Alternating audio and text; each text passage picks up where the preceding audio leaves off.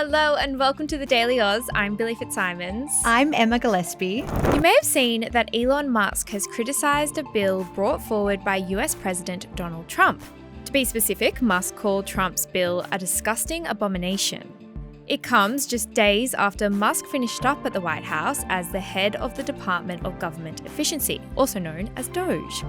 It's left us with one question. Are Trump and Musk, a duo whose close relationship have been at the centre of political power this year in the US, now fighting? And if so, what's it all about? We'll explain what you need to know in today's podcast. Billi, this is not the turn in the Elon Musk-Donald Trump friendship, bromance, whatever you want to call it, that I saw coming, but some very strong language this week. Let's take a step back. Why was Elon Musk ever in the White House to begin with? Yeah, so if you're not familiar with Elon Musk, although I'm sure many of our listeners are, he is one of the richest people in the world. I think he's the richest man in the world. He is the owner of X, the social media platform formerly known as Twitter. He is also the CEO of Tesla and has a whole suite of very, very successful companies. Now, it was big news when he did become part of the White House under Donald Trump, because I think it is quite unusual for someone who is so successful in the private sector to then make this move into the public sector. Yeah. Although I guess it does kind of mimic Donald Trump himself. True. Yeah. And so Musk became part of the White House because he was appointed as the leader of the Department of Government Efficiency, which, as I said before, is more commonly known as Doge. And now that was, or is, I should say, a government agency established when Trump was sworn in as president earlier this year. So it was an entirely new agency. It had never been created before. Yeah. Now, its goal was very simple. Its goal was to reduce what it labelled as wasteful spending by the US government.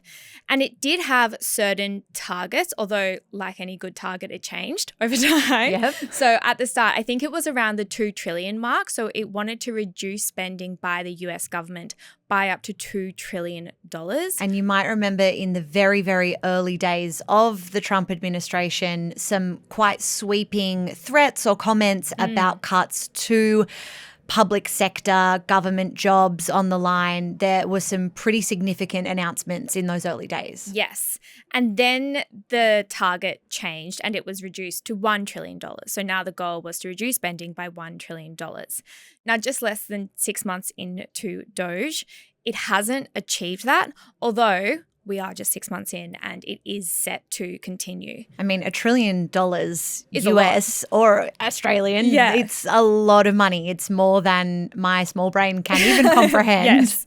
Now, last week, Elon Musk said that Doge had found $150 billion in savings for the next financial year, which is, of course, significantly less than the $1 trillion that he was planning to save, but $150 billion, still no small amount of money. I think it's also important to flag that in his capacity as this advisor to Doge, Elon Musk wasn't necessarily an elected official. He was brought on in this advisory capacity, which is why he's no longer in the job. It was kind of always going to be this temporary role, come in, clean things up, so to speak, and get out and go and live your life. Exactly. And I think that's what's important here is that Elon Musk is no longer part of Doge, although Doge will continue after he has now left. But it was always planned that his involvement in this would only ever be temporary.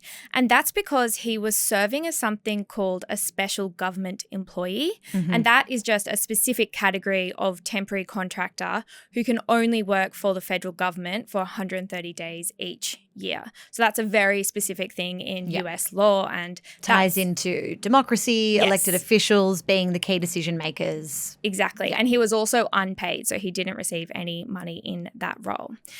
And so all of that meant that his last day was last Friday. And on his last day, Trump and Musk held a press conference. It was mostly civil. It was nothing out of the ordinary for the two. They both complimented each other. And Musk said that he looks forward to, quote, continuing to be a friend and advisor to the president. So as of last Friday, all mostly looked good. I will say, it was very civil on the surface, but it was a far cry from Elon Musk waving a chainsaw on stage, which you might remember back in February. He brought this chainsaw on stage as a kind of symbol of how he was going to slash spending in this role. And it was all very exciting, shiny, concert-like, rock star-like energy around this political relationship. So it has been a few days since that final conference, that departure of Elon Musk from that role. But now he's come out swinging. He's been very critical of Trump. What has Elon Musk said? Yeah, so yesterday we woke to the news that Musk has very heavily criticized one of Trump's proposed laws, which is called the Big Beautiful Bill. So in a post to X yesterday, Musk said, "This massive, outrageous, pork-filled congressional spending bill is a disgusting abomination. Shame on those who voted for it. You know you did wrong. You know it." I will say it's actually not the first time that Musk has criticized this big, beautiful bill. He also did that last week, right before his final day. Yeah. But this is definitely his strongest criticism of it yet, at least publicly. We don't know what has happened behind closed doors. I would also point out, though, that Musk has stopped short of naming Trump specifically. So he's criticizing this bill, but he hasn't said Trump by name, although we, of course, know that Trump is the one behind this bill. Yeah, this bill really has been at the center of Trump's second term as president. So what is the quote unquote big beautiful bill? What do we need to know about it? Why does it mean so much to Donald Trump? So this bill sets out key parts of Trump's domestic policy agenda. So it sets out what he wants to do within the US specifically. And some of it is about cutting spending, but then some of it also increases spending by the US government. I'll go through, there's so much in it, but I'll go through some of what it includes. So one is that it extends tax cuts that were introduced during Trump's first term.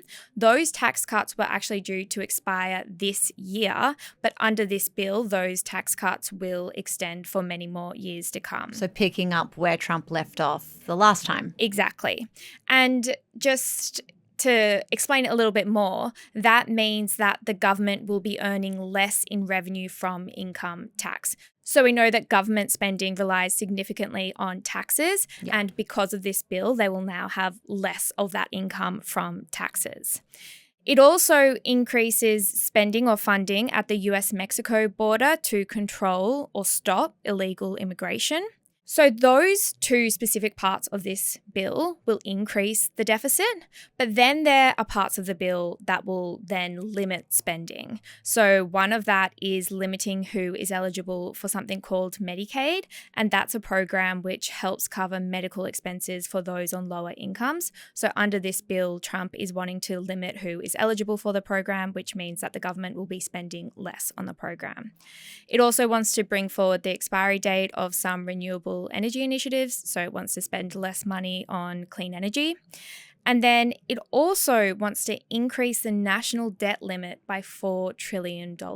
Here we are with this trillion figure again. So just to recap, we've got a bill that would cut tax revenue for the government, but also reduce its spending on welfare and renewable energy. What is the national debt limit, though? What does that really mean?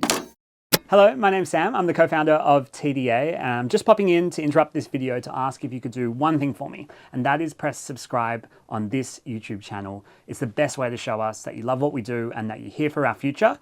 And now, back to the deep dive. So this is something that I feel like, especially in the last 5 years or so, has come up time and time again. It is a limit that is set by Congress on the amount of money that the federal US government can borrow to fund its policies and operations. Right. I feel like for another day, we need to explain why all countries are in very, very large debts. Yeah. But like I said, I think that is for another day. What you need to know is that under this bill, Trump wants to increase the national debt limit by $4 trillion. So it's kind of like expanding America's credit limit. Yes. Got it. So back to Musk's criticism of this plan then. Is he saying Congress are spending too much money with this plan? Exactly. In a nutshell, that is exactly what he's saying. And this is all in the context of the last 6 months where he has tried to cut how much the US government is spending. Yeah. And now he's saying that with this bill, the government is basically just undoing what he's done because they're just spending more and more by trillions. Just to give you more of an idea of what he said yesterday, he also said, quote, mammoth spending bills are bankrupting America. And that has been a word that has come up time and time again by Musk. He has said that if we do not control the spending, America will go bankrupt. How has the White House responded to all of these comments? He's obviously tabling some significant concerns around spending, very strong language, very critical about this plan. What are officials saying to that? I will say that this concern about the spending of this specific bill isn't necessarily new. So the White House press secretary back in May responded to concerns about it, and she said it does not add to the deficit, and she actually claimed that it will save $1.6 trillion. So she's saying it will do the opposite of what Musk is saying it will do. In terms of Trump himself, he hasn't personally responded to Musk's most recent comments, at least at the time of recording. However, just hours after Elon Musk sent out this post, White House Press Secretary Karoline Leavitt, she did hold a press briefing where she was obviously asked about it. Here's a little bit of what she said. The president already knows where Elon Musk stood on this bill. It doesn't change the president's opinion. This is one big, beautiful bill, and he's sticking to it. So, Billi, what happens now? This bill has passed the House of Reps, but it's not a sure thing yet. What is in the future for the bill? Exactly. So like you said, it has already passed the House of Representatives. Now the next step is for it to pass the Senate. Now the Republicans, which is the party that Donald Trump leads, they do have a slight majority in the Senate, which usually would mean that it probably would pass. However, there have been some Republicans who have come out criticizing this bill. I think it works quite differently to Australia, where in Australia, if a party supports a bill, that kind of means that everyone who is a member of that party also has to support it. It's going to toe the party line. Exactly. In the US, they don't have that. So there can be Republicans who don't support it. And they only have a majority in the Senate by something like 3 members. So they really do need most people to support this bill. It probably will pass, but there might be some amendments. And then just like all bills, if there are amendments in the Senate, it needs to go back to the House of Representatives. And then once it gets that, it will then be signed into law. As with any major policy from this administration, Billi, I am sure this is just the beginning in terms of what we're going to hear about this bill. And knowing Trump and Musk as we do, I'm sure they won't be holding back with their thoughts and feelings about it either. So we will keep our listeners updated on that one. Thank you so much for explaining it to us, Billi. Thank you. And thank you for listening to today's episode. If you enjoyed it, feel free to share it with a friend, get the word out there. Make sure you are subscribed or following wherever you listen to The Daily Aus, or if you're watching us on YouTube, hello and thank you. We will be back later on today with your evening headlines, but until then, have a great day. Bye.